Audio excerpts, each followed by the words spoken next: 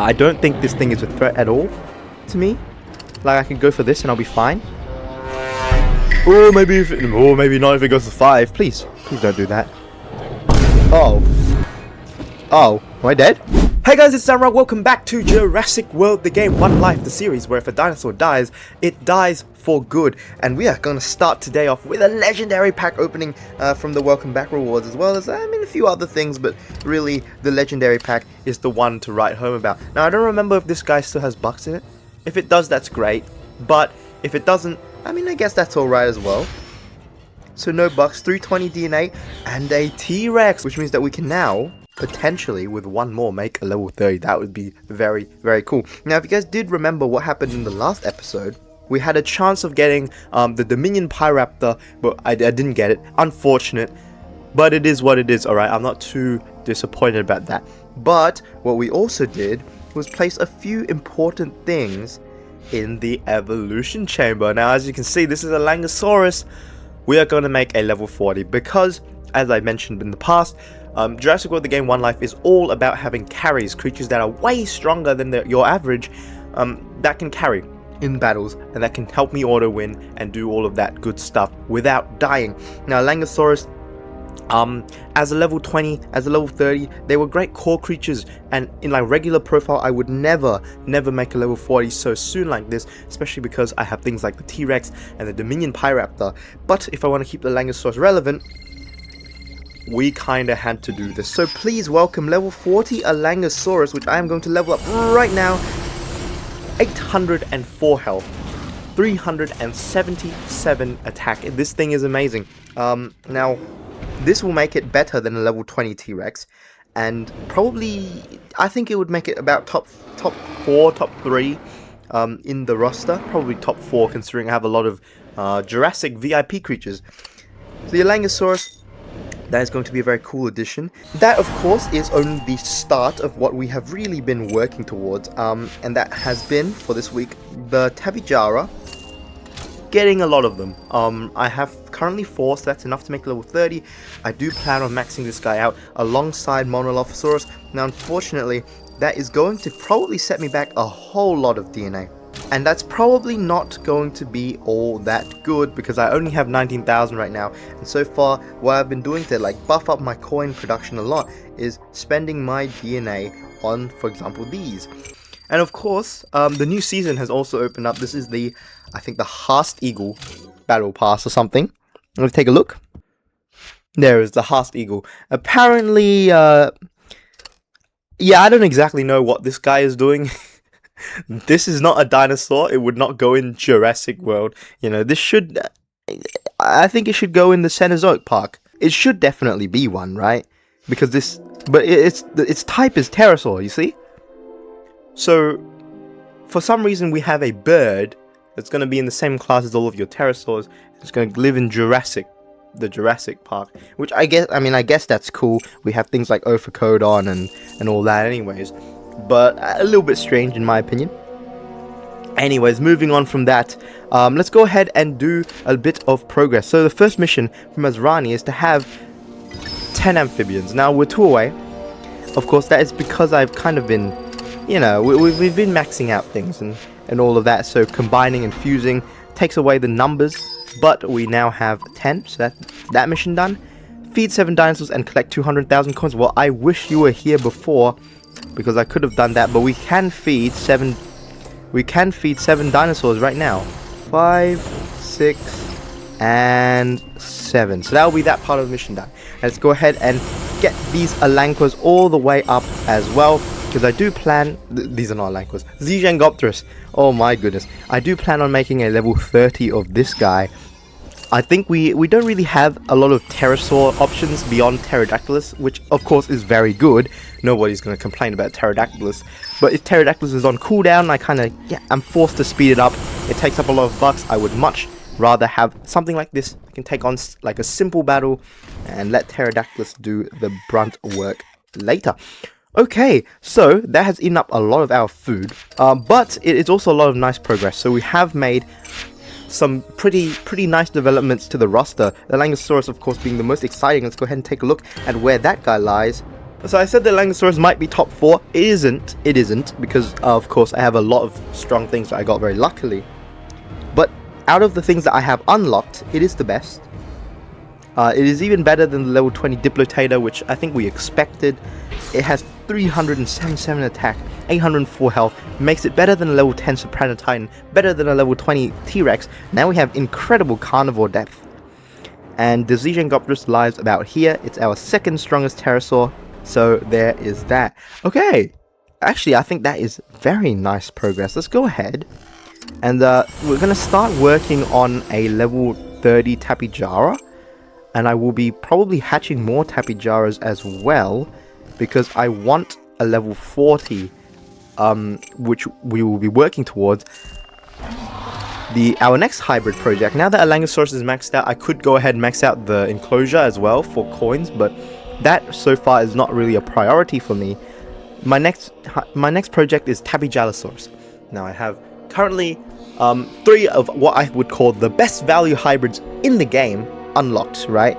The Alangasaurus is the first. The second is Diplotator, which has a super hybrid, which makes it ultra good. And this is going to be the third, the Tapijalosaurus. It also has a super hybrid, so that's also very exciting, and I can't wait for that. So, yeah, that's going to be our progress this week. Let's go ahead and jump into some battles. Now, this week we have a couple of good selections. Namely, the Spinosaurus Resurgence Pack. Now, there is a 90% chance of a Spinosaurus. Not so great, okay? But, if you somehow get through that 90% and this 9%, there is a 1% chance of something absolutely incredible. Now imagine, if you will, we get a Spinoceratops. That would change the game forever. Of course, like a 0.01% chance or something.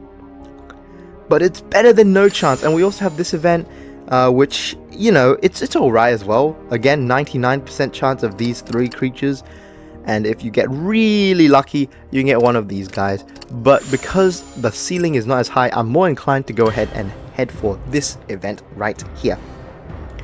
Let's jump into it. So the first battle, I think this is very simple.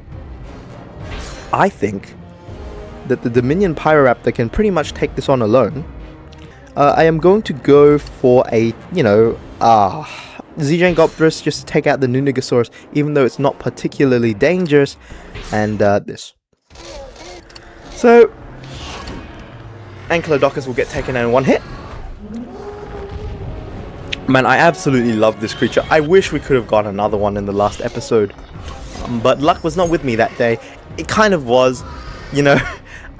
It's kind of like a punch to the face, if you will, because I got the regular Dilophosaurus and I got the regular Pyroraptor, but I did not get their good versions, which is such a shame. I think next turn has 2, so I'm gonna go for this. 188 attack. That's quite a lot of attack, Nunigasaurus. It's quite a lot of attack for a level 4. And yeah, in comes the Zengopterus. We should be fine. We should be absolutely chilling. I don't think this thing is a threat at all to me. Like, I can go for this and I'll be fine. Oh, maybe not if it goes to 5. Please don't do that. Oh, am I dead?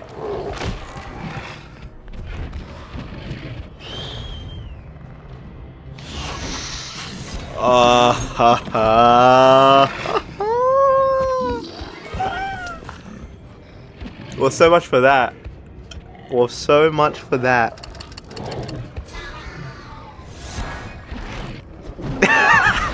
What a cruel joke. I just made that creature. Oh my god. And it has 560 health, right? Right? It was 3. Oh my god. It was 3 damage. It was 3 damage. Ah! It's dead. Zengopterus is dead. What? Oh my god. Oh, that is such a one life thing to happen. Honestly, I guess some of you must have missed this, right? We lose creatures on this profile. That's what happens. That's what happens. But hey, listen, at least it's a creature that we have. Do we have it unlocked? We have it unlocked, right? Yeah. We have it unlocked. So it was just a waste of, 2,200 DNA and a lot of food. It's not really that big of a deal. It's not the end of the world. It's not. It would be so much worse if we had lost the minion Pyroraptor. So I'm glad that didn't happen at least. But oh dear. Oh dear. I cannot believe I've done that to myself actually. Oh, it wasn't even a hard battle. It was so free. I even had a Triceratops I could have sacrificed, but no, I decide, like I'm gonna. I don't know why I went for 2 block. What am I afraid of? The Alangasaurus? No, but like, yeah, I thought I was gonna tank that up, no problem. Yeah, you can go for 3 hits. What is wrong with you? Oh my god, why don't you attack? You're scaring me, bro. Switch. Do something. Okay. Go for 2 hits. It doesn't do anything, bro. Why is this so terrifying? Am I gonna sacrifice? I think I have to. Bro, this battle is ridiculous. This bot is not doing what it should be doing. It should be attacking right now. It really should. It has 6, so it should go for 6. And you see, if I left like Alangasaurus, it went for 5. It's so stupid. If I left Alangasaurus in there, I think I would be dead.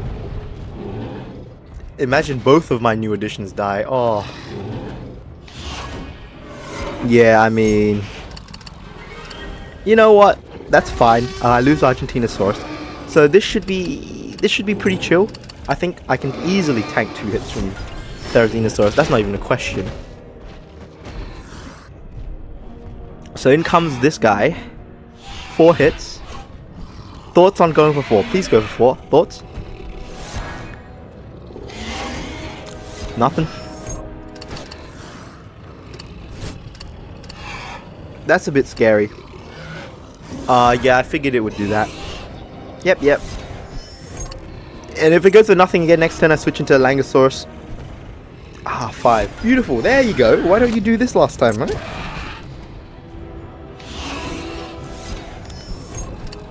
That doesn't kill it, by the way. Yeah, that is super annoying.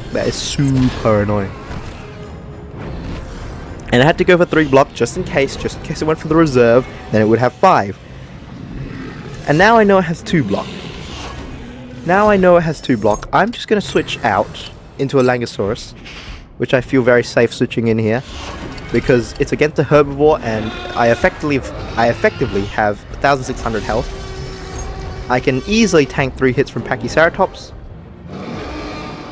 Yeah, okay, so I kind of understand the way that these guys battle now. 5 apparently is the number where it will start attacking.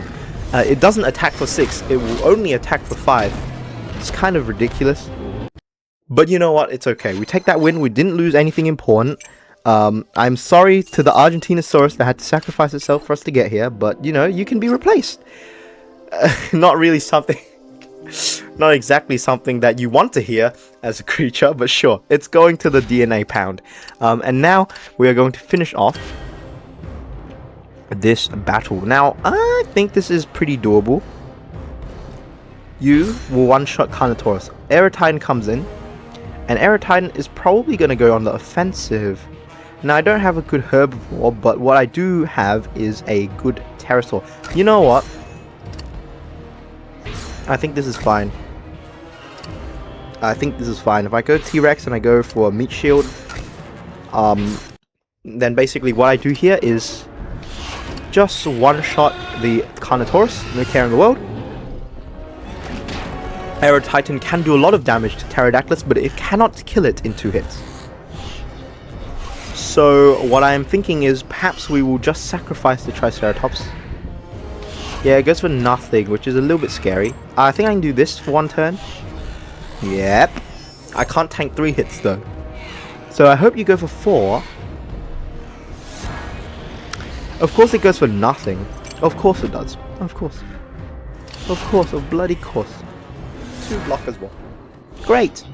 Great. Now you have 5. You're going to go for 3. Okay, I'm in a little bit of a pickle now. Because it can have 2 block. It can have 2 block. No, I think I'm fine. I think I'm completely fine. Because 2 hits kills it. I'm going to factor in the 2 block, even though I don't think it has both block yet. Just 1. But now T-Rex is up against the Corythosaurus. Now, unfortunately, I had to sacrifice Triceratops there. I really didn't want to. I thought I could get away without it, but... Unfortunately, like, this bot plays so weird. It has 5. It should be attacking, no? No, no, no. Why would you ever do that? Why would you ever do that? Let's go for this. Yeah, 3 block. Like, why would you ever do this? Do you even kill me in 5 hits? I don't think so. I think I can tank you for days. Like, why are you doing this? Now you have 7. Are you going to go for 7? I can tank 4 hits. It goes for 5. Like, are you seeing this? Have they changed the bot somehow? Like, is this just here to mess with me? Is this it? Because anyways, T-Rex will take out Corythosaurus quite easily. And that will win us the pack, which, if you do recall, has a 1% chance of something very good, a 19% chance of a Spinosaurus. So, at the very least, I do not want the regular super rare Spinosaurus. Ah, okay, so we did not get the regular super rare Spinosaurus, which I suppose I should count myself as lucky for. But we also don't get any of the less than 1% drops. But you know what? Maybe 1% is a little bit too much to ask for, right? Like, that 10% chance is good enough for me. That's good enough for me. That is going to be another super legendary creature. The Spinosaurus Gen 2. Huh, okay, so very nice. Now, T-Rex. If I can find another one of these guys somewhere, I would be able to make a level 30, and that's extremely exciting. That would be a new level of good carnivore. I wonder if I can. Oh man, there's a level 20 Udon offered for just $22.99 AUD. That is so tempting, by the way. I'm looking at that, I'm like, wow. I would get that. Sinosauropteryx for 3,000 bucks. Not a bad deal, you know. If I had 3,000 bucks, I might buy it. Because, like, as you can see, the lack of meat shields in these profiles, on the One Life profile, is absolutely devastating. I could totally use with a flock, but unfortunately I don't have the bucks to afford it. Alright then, I think we can leave off this episode with just hatching up this Spinosaurus Gen 2, and that is going to be available in a week's time. So, I think that is probably going to conclude us. Collecting 200,000 coins from dinosaurs, that will come over the week. And in the next episode, we should have some new missions to do and all that. I feel like I really do need to, like, lock in on collecting some more coins. My coin production so far is abysmal, and that bleeds over to my food and everything else. But yeah, I mean, I hope you guys have enjoyed this episode of Jurassic World The Game One Life. I hope you've enjoyed seeing me lose creatures once again. It's been a while since that happened. I think I got a lot of comments in the latest episodes of this series asking why this profile, like what happened to your other profile, because, you know, it's kind of hard to tell that there's a difference between the gameplay loops, just because I just haven't been losing that many creatures. But now I have. I think I have to sacrifice a Triceratops before we go, yes? This guy, thank you for your service. So yeah, I hope you guys enjoyed this episode of Jurassic World The Game One Life. If you have, please do remember to like, subscribe. Like goal is 250. If you have made it this far, leave something in the comments. Anything at all. Tell me your favorite food. And as always, I've been Soundrak, and I'll see you all in future streams and videos. Bye!